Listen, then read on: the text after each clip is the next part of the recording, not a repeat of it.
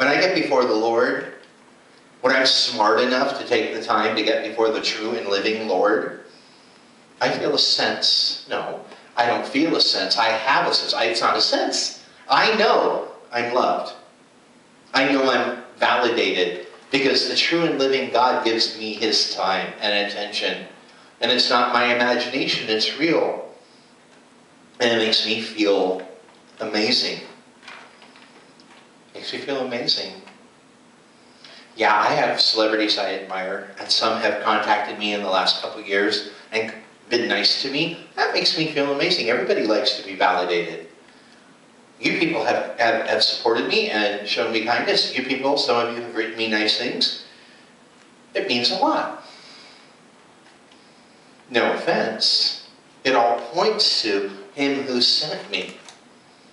And it brings me to my knees to worship him. Oprah had a woman on the show after telling a story about how she'd had this woman on the show and she was helping this woman develop her own show. And then out of the blue, the woman had nothing to do with her and they stopped speaking. She had the woman back on the show and they showed a clip. And this woman says to Oprah, I just didn't think you liked me. And Oprah goes, are you kidding? I was helping you develop your own show. I left my stage. I gave you my platform and sat in the audience and let you do your thing, and you didn't think I liked you. And this woman took Oprah's hands and said, but I needed to hear it. I needed you to say it. I thought you just wanted me there for what I did, but not for who I was. And you wouldn't give me that. Watch that clip. Watch that clip. Look at the eyes of that woman pleading for her God to give her a speck of validation, and see what her God does. See what her God does. May I borrow your hands? You don't have to film the person. She's begging and pleading. So beg and plead. Beg and plead. Okay? And Oprah goes, I get it, I get it, I get it, I get it, I get it, I get it, I get it, I get it. I'm not exaggerating. I got chills. I want to throw up. You see me act like that? Hit me. Everyone does it. Hit me. Say, you can't. If I do it with a camera on me, kill me.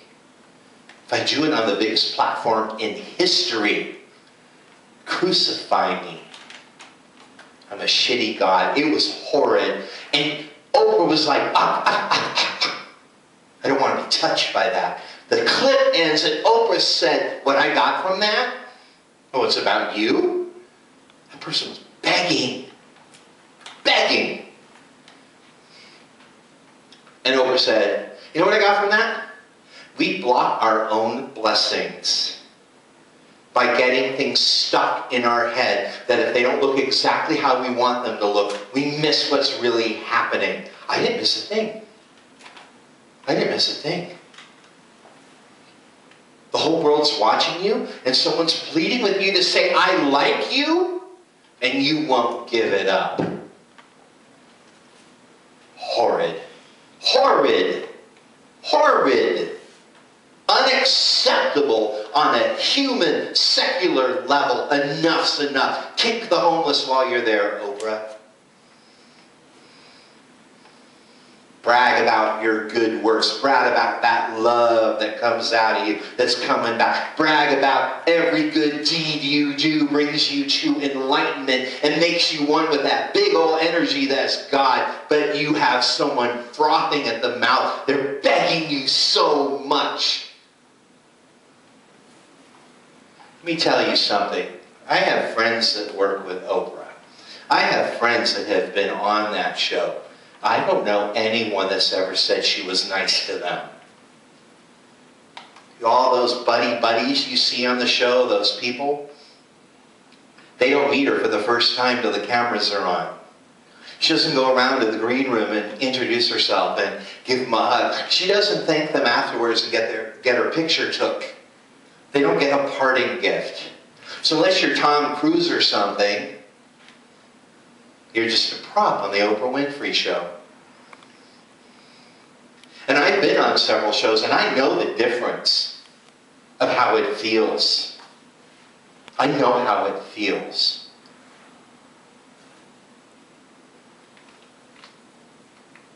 You have a talk show host that comes by before you start and says, I just want you to know I'm really glad you're here, and says your name. Maybe you won't faint when you're on camera. Maybe you won't be weakened by the experience. Maybe you won't be manipulated and taken advantage of by a host who doesn't know how to tell you, you're good, you're great, I admire you, I respect you, you're just as wonderful as I am. God loves you just as much as I do and gave Jesus for you, as much as He did for me. And if, damn it, if you need me to say I like you, okay, will. I like you. I do. Not as much as Ed, but I like you. Big deal, the cameras are on. She could have done something funny like that and ended it. I get it, I get it, I get it, I get it. Yeah, I get it too, Oprah. You're a hateful bitch. And I'm sorry, but I'm going to tell you what hateful bitch means in my heart today. Metaphysicians teach that need is the opposite of power. So if you need me to compliment you, the best thing I can do for you is not give it to you. I love you so much, I'm not going to tell you I like you. God bless you. It's not my church. It's the truth. It's the truth.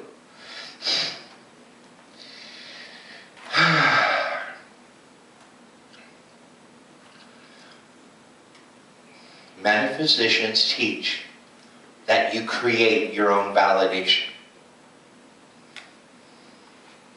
Metaphysicians teach that if you ask for something to another person who's on the journey, you've missed the point of tapping into the power that is the universe.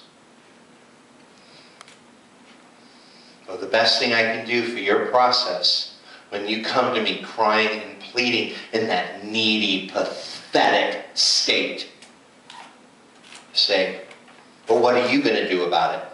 How are you going to exhibit the God in you in this? I get it, I get it, I get it, I get it. You're toxic. You're pathetic. You're a needy, helpless little wimp. And I'm not going to let your shitty energy rub off on me. That's exactly what she said. That is exactly what metaphysics says.